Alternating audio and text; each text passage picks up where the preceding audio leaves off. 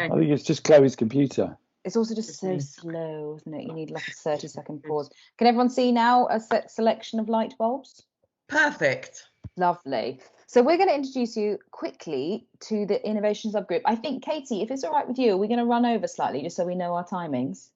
Yeah, I think give yourself an extra 10 minutes. So if you go until sort of 1:25, then gives us a bit of space. Sorry, Kate. No, don't worry, it's all good. It's all good. So first of all, we're just going to introduce you to the people in our innovation subgroup, which Jonathan's already told you about and was formed a couple of years ago. So our subgroup members are up on the screen now for you, and they range from SD2 up to nearly CCT, and then Chloe Macaulay at the bottom is our TPD. And most of our subgroup members also sit in some of the other trainee committee subgroups, which is really helpful because A, we weren't a kind of pre-formed group, so we come with a real diversity of ideas, experiences and geography, and B, we all can represent the other subgroups that people sit in and make sure that there's lots of cross-fertilization of ideas. These are the main projects that we're working on, and I'm going to very quickly walk you through each of these 6 projects. And then today we're going to use the next hour to explore a bit more around the ideas for longitudinal educational supervision and longitudinal placements. So first of all, Pitch. Hopefully most of you guys have heard of Pitch. It's the integrated care training program that the London School of Peds subgroup, education subgroup, set up 7 years ago. We're just about to go into our 7th year, looking at innovative ways of working, to be honest, and how we could upskill a generation with the skills to deliver care outside of a hospital setting, when it was something that was more emergent and not necessarily the norm for trainees coming through training. The developments for Pitch this year in particular is that we're now collaborating with the LSBU University, the London South Bank University, from this year onwards to give Pitch formal credits, kind of academic credits. And this means that Pitch will have a cost associated with it for the first time, but should be claimable via your study leave budget. So it will be £560, most of which pays for the cost of the accreditation, and as well as a little bit around room hire and a few sandwiches. We're going to use the same model we've used in previous years gone for Pitch, where there'll be some face-to-face but also virtual sessions. So if you're interested, you can see our website address at the top there, and we're just about to start recruiting for this new year's intake. So do spread the word. We'll send out our flyer amongst all the LSP WhatsApp groups, but spread the word that we're keen to get recruiting now. Anyone can apply: paediatricians, allied health professionals, parents, children, anyone interested in shaping child health, who's got access to that money or that money via any kind of grant or study leave system. Learning Together is a long-standing project which Chloe founded quite a few years ago now, when she was still a trainee, looking at joint clinics run between GPs and paediatricians. Again, looking at getting paediatricians out of the hospital environment and the learning that can happen from being in a different environment, and the co-learning between primary care and paediatrics. This is still continuing, but we plan to kind of have a further drive on it in the year coming to try and increase the number of registrars able to participate in these clinics. But the website address is there, so look it up if you want to know more about it. Thinking about longitudinal educational supervision. We're going to use some time this morning to explore that with you guys in a bit of detail, but it's not a coincidence that already raised this morning at least 8 or 10 times is relationship, the challenges of constantly rebuilding relationships for trainees and trainers, and the challenges of constantly having to shift placements on a regular basis and reinvent those relationships, and the kind of emotional burden of that, and the way that that blocks a sort of long-term meaningful mentoring relationship. So one of the ideas that we were exploring is, how can you have a longer relationship with your educational supervisor to allow more meaningful supervision? And in a minute, we'll give you guys the opportunities to either explore this a bit further in workshops with us, or to explore the idea of longitudinal placements with us, which again, we're starting to explore how trainees could potentially spend longer in one hospital or one trust throughout their training, It's something that quite a lot of trainees already choose to do, but they have to work around the system to make it happen rather than the system helping them out. It's a model that's used in other parts of the country in PEDS training, and most of the rest of the world uses this model, and other specialties in the UK use it with great success too. So we're starting to explore how it could be feasible to consider this, and what will be the benefits and the challenges of having more training in one setting. And then innovative posts, with the shape of training review getting closer to a sort of the rollout date, and all of the sort of wealth of documents out there providing a great mandate for change. RCPCH 2040, building the future paediatrician, the sort of premise set in progress. There's quite clear guidance that it's hard to think outside your box and learn to practice differently when you only ever work in the same sort of familiar training environments. We all know that by the time you reach ST7 or 8, you can, help with a status epilepticus with your eyes closed. But how well are you able to manage a mental health crisis in an adolescent, or think about a patient and family's context and setting? And that's often much more of a challenge. We know that getting trainees out of traditional hospital environments is really helpful and beneficial. So we're exploring how some innovative placements for trainees would be hugely beneficial for certain people's training pathways, and how we might make that more accessible. Initially, probably as part of an OOP-E process, hopefully evolving to an OOP-T, and if we're lucky, starting to think with the shape of training in mind, that some more innovative posts working with CAMS for 6 months, or working in a paediatric surgical centre, or doing an adolescent job for 6 months could very much be viewed as a valued training job. And so how we can sort of move towards a more creative approach to our placement settings. And then rotas, the great question of rotas. Right from the outset, when we started exploring how to think differently about paediatric training, this just dominates. And so Pre has been leading with thinking about how we can be a bit more creative around rotas, and if there are any ways that we can try to remove it as the great barrier that it seems to provide in terms of how to create the best training we can. So at the moment, we're exploring options with corporate companies around how they might help us innovate and create more individualized and personalized rotas. And also Pre, bless him, is working on building his own software to see if there's options for the LSP to try and help be a bit more creative around the challenges of running rotas within trusts, and also rota sharing across trusts and things. So that's where we're at. And these are the two groups that we're going to split into. So you can choose which one you want to explore. If you fancy exploring a bit more about longitudinal placements, then we're going to pop a Zoom link up in the chat for you. Let me unscreen share so you guys can all see each other. And you're going to peel off from Teams and go into Zoom. And Chloe is going to lead you there. And then Emma Sunderland from our group is going to give you a bit of an overview and some food for thought. And then you guys are going to go into breakout rooms on Zoom to explore that. If you fancy exploring educational supervision, longitudinal educational supervision a bit more, then stay in Teams with us here. I'll give you a quick overview and a few more details, and then we'll split you into breakout groups, and we're going to try our very best to make the breakout groups either trainees or trainers separately, because we really want it to be a safe space where people can honestly explore. If that goes wrong and you end up in mixed groups, can you message us in the chat, do you think, Nisha, or how do you want to do it? I think I've sorted it so all the trainers are in a separate group now, so it should be fine. Yeah, she's on it.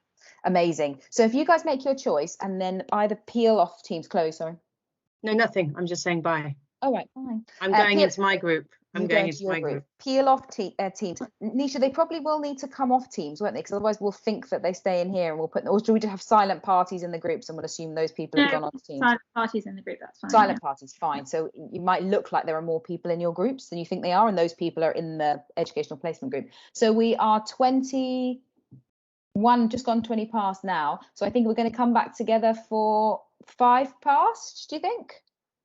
5 past. Yeah, we'll come back together for 1:05, and then we're going to have a quick 60-second feedback sessions from each of the individual breakout groups in each room. Is that all right, everyone?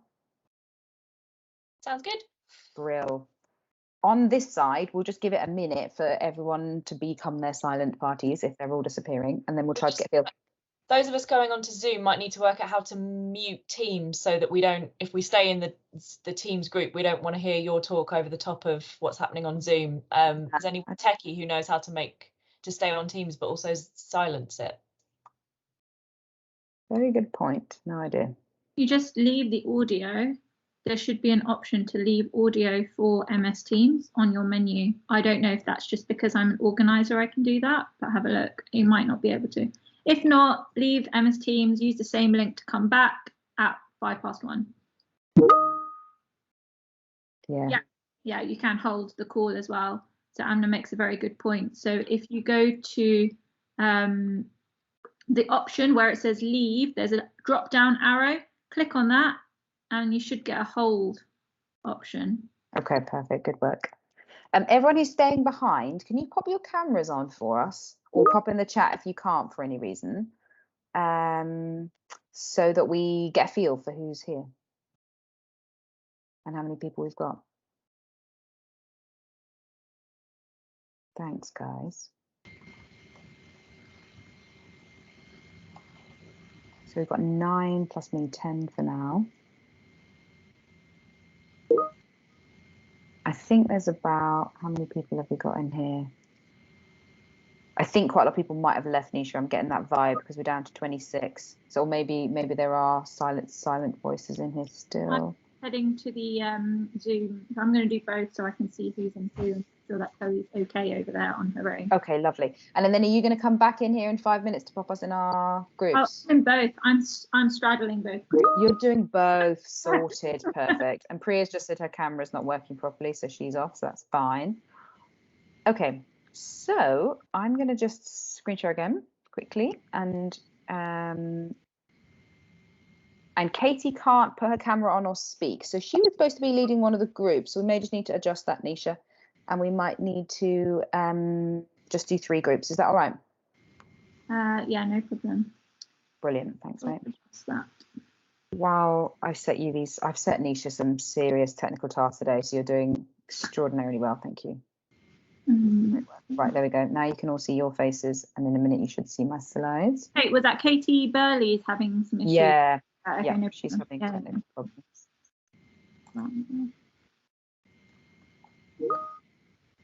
There we go, and I'm going to play these ones for you in the meantime. So hopefully you guys can all see that. Yes, everyone see that okay? Yep. See that. Marvelous. So longitudinal education supervision, why do we think this is of value?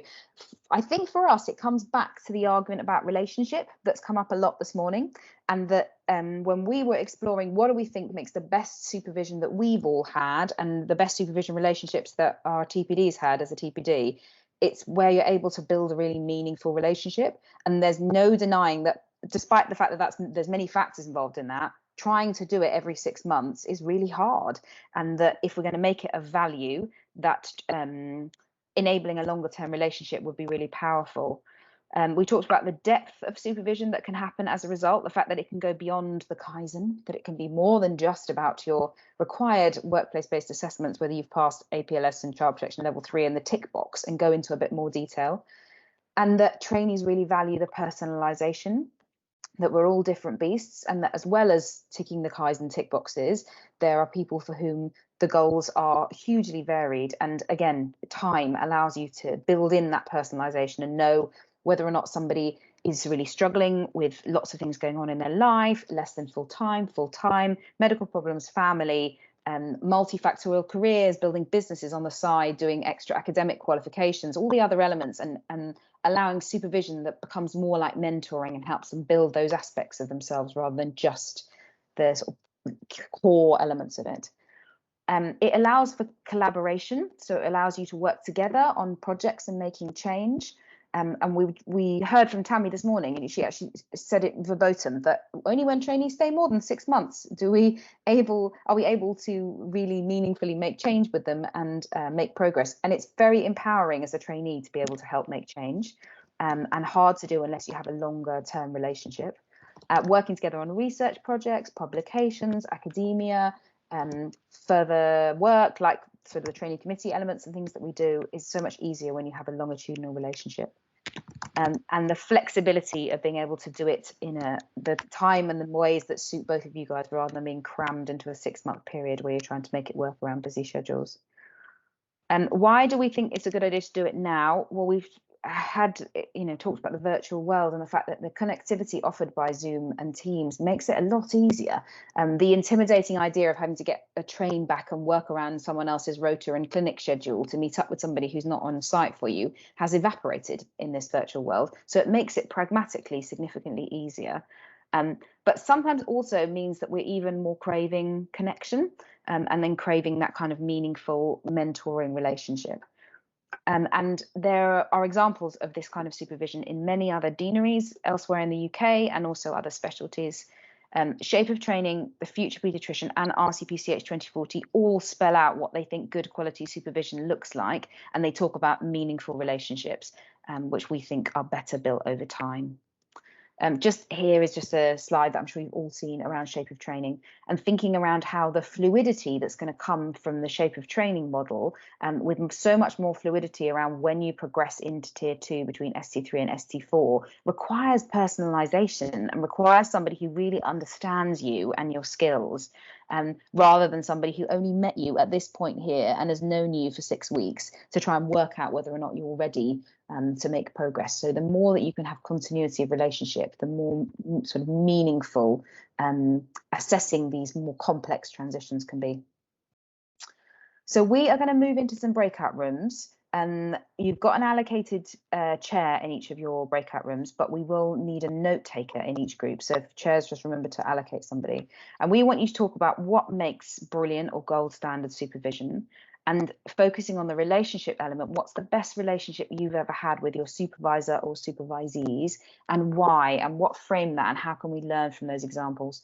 And then we're going to have half an hour to kind of just explore people's experiences. And if you want to move on to exploring some of the challenging supervisions experiences that you've all had and what made those more challenging and how we can help overcome some of those elements, we can let the conversation flow that way. But particularly we want to focus on this element of relationship and how we can help build that. Let me on screen share. Any questions, first of all, before we go into breakout groups?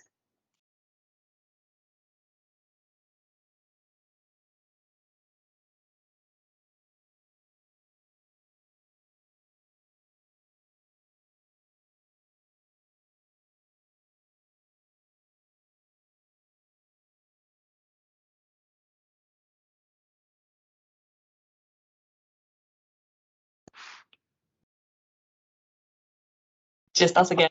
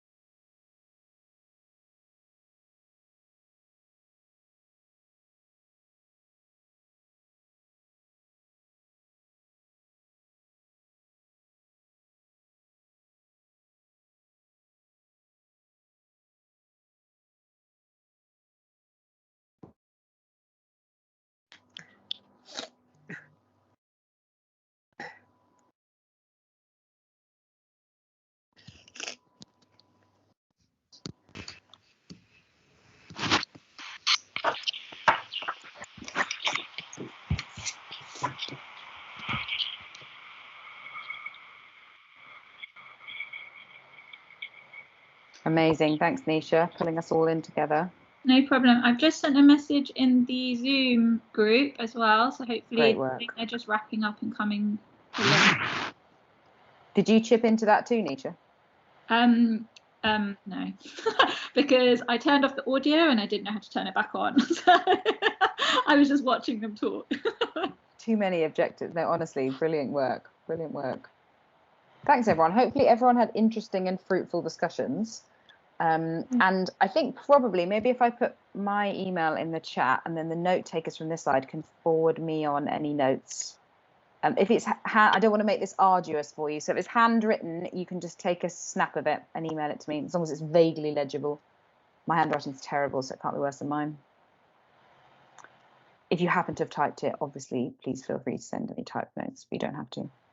Oh, the chat is muted. I'm just gonna. Yeah, but I said that in the previous thing, and people were still able to type in the subgroup in the chat. I'm just trying to unmute it. Maybe it's just on mine. I'm just going to put my email in while we wait a minute for the Zoom. You're on mute, Nisha. Is she talking in the Zoom? I'm talking in the Zoom. I'm talking in the Zoom. I'm talking in the Zoom. That's my email in the chat, guys. So feel free to email me your notes from each of the note keepers in each of the groups. Thanks, guys. Right, I know everyone's probably starving and keen for lunch. So shall we start with some of the groups around longitudinal educational supervision? Anyone want to volunteer? Steph's nodding her head. I'm hoping Sarah might feed back to us because she was our note taker. But yes. Oh yeah, sorry, I've just been busy sending you some illegible Wonderful. notes. So on it. I'm 60 seconds, Sarah. Is that all right? Yeah, that's fine. Headlines. So basically, our good examples of educational supervision, we basically put into like a gold standard of what we wanted educational supervisors to be. So there's just 11 points. One is get to know your trainee. So some departments emailed 3 facts about you before you join. Learning the trainee's name was a basic standard we felt should be met. Knowing the systems and signing forms on time, so understanding Kaizen, what needs to be done when, and making sure that it's done. Supervisors who think about your future and career plan beyond the 6 months that you're with them.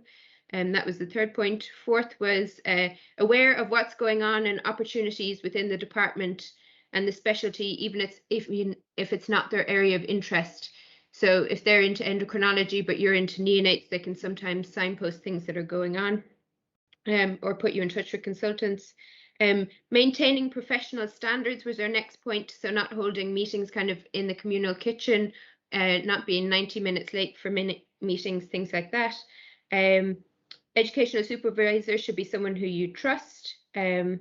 They should be able to deliver constructive feedback, which is appropriate for your training level. Ideally, an educational supervisor who wants to be a supervisor, who hasn't been forced into the role. We said maybe it'd be good if educational supervisors could be trained in coaching as well, if that was possible. Encouraging trainees to make a non-work related PDP was something that came out. So something in your personal life or outside work. 5 seconds, Sarah, 5 seconds.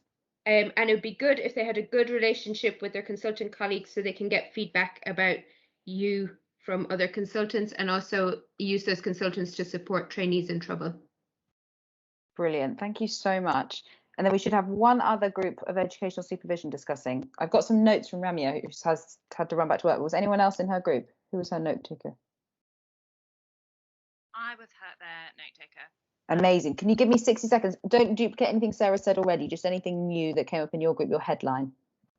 So I think most of our conversations were about trust and how it takes time to develop trust, and kind of that feeling of going to first supervision and not wanting to divulge your whole life story, but at the same time wanting to get to know someone, and then that can get some time, and the difficulties and challenges, particularly when you're on 6-month rotations, about getting to know someone.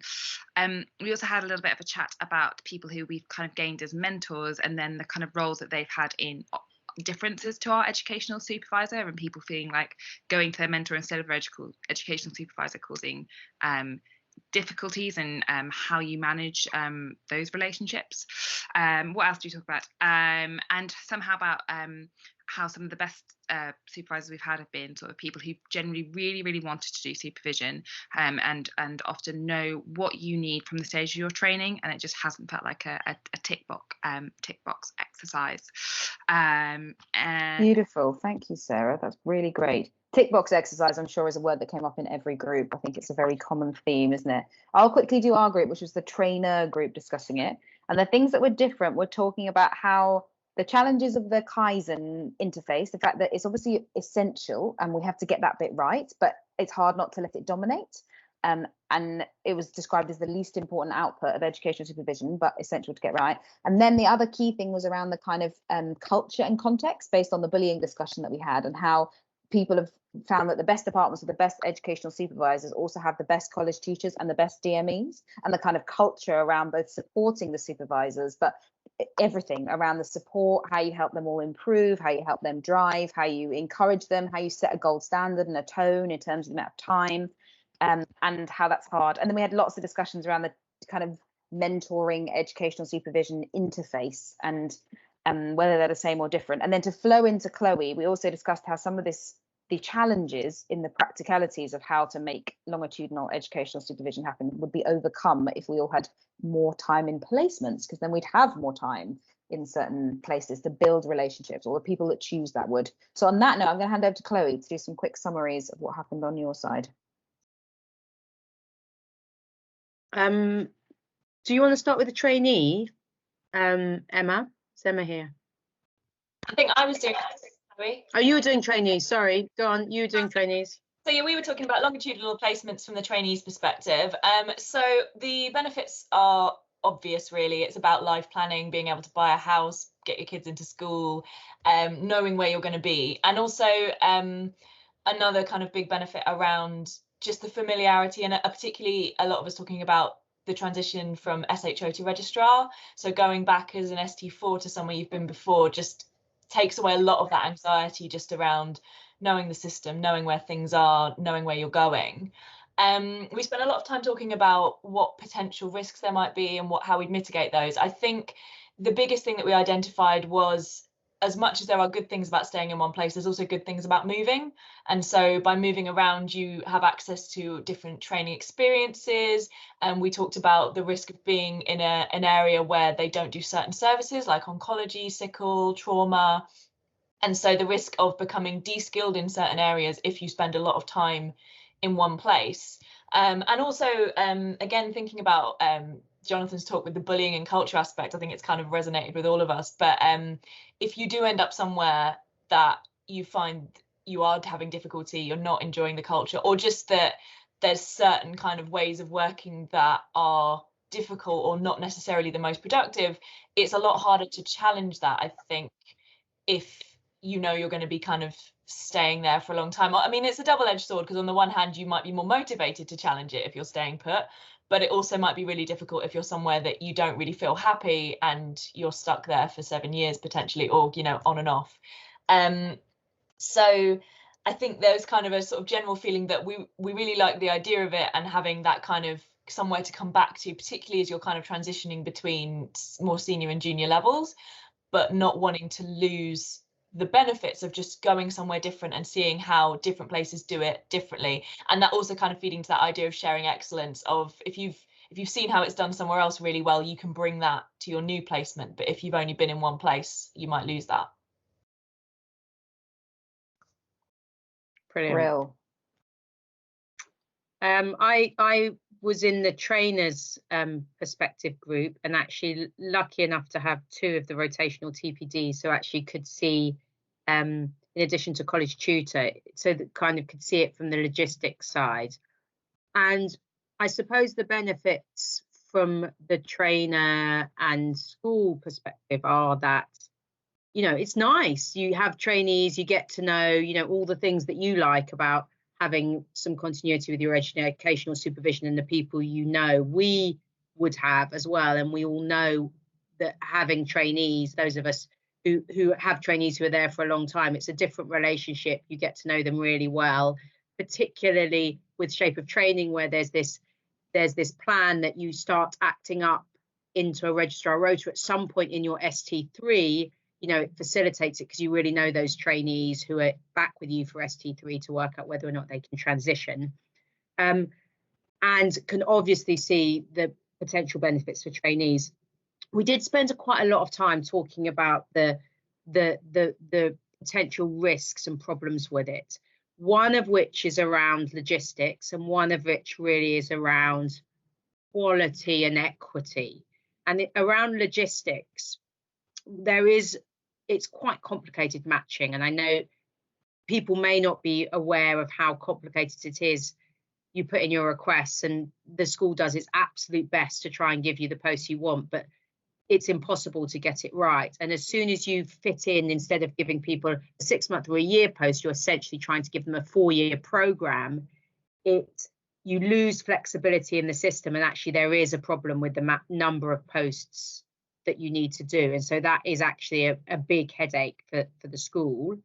And so maybe they were thinking about some hybrid system might work. The other thing is the issue of equity.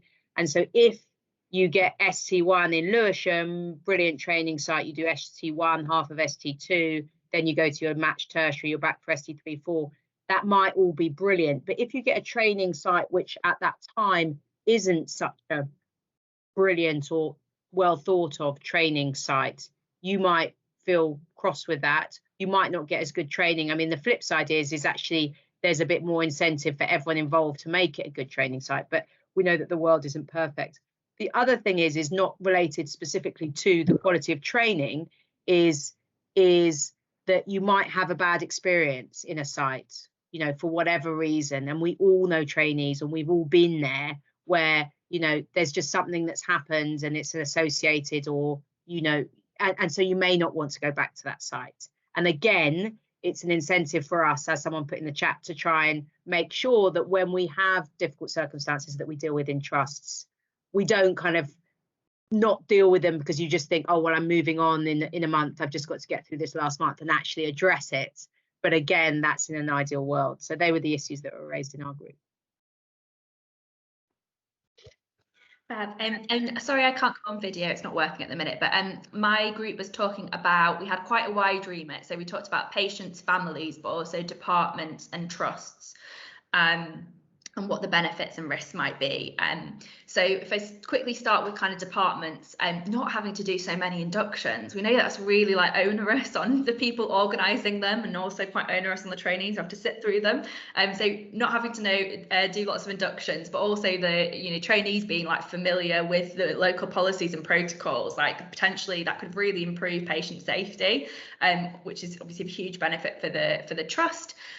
We talked a little bit about how as paediatric trainees, particularly rotational trainees, we don't really feel very like embedded within the wider trust, within the wider organisation, and that leads to us not maybe making the best of the resources that are available and the relationships that we could potentially build with people who might help us with improvement projects and with our work more widely, but also trusts aren't that invested in us as rotational doctors, so they don't really make that much effort in terms of supporting us from that perspective as well.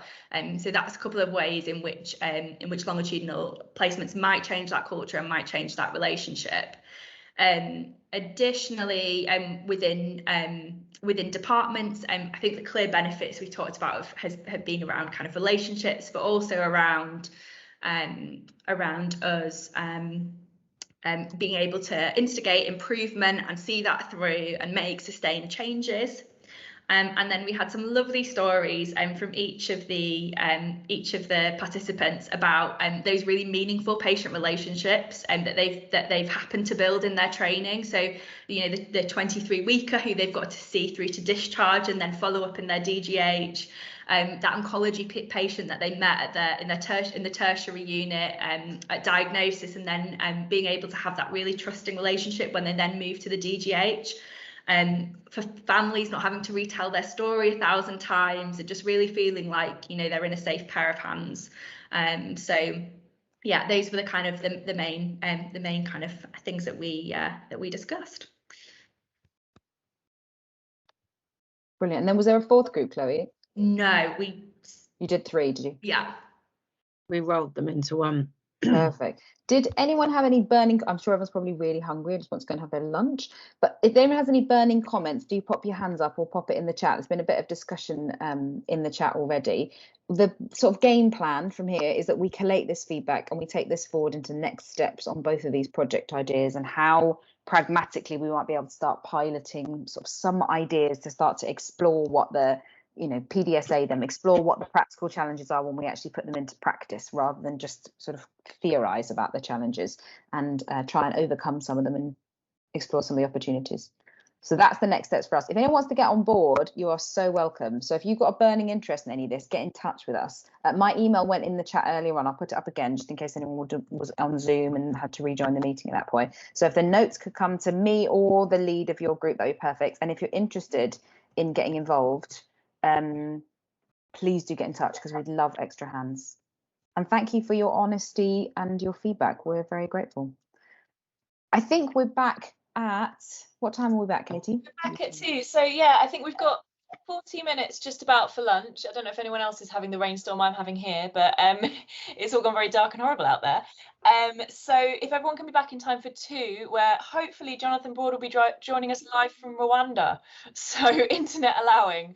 So if everyone makes sure they're back on time, because he's going through quite a monumental effort to get to us.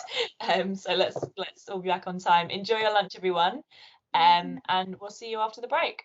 And it's not raining in South London. It's nice and sunny here. Yeah, horrible in North.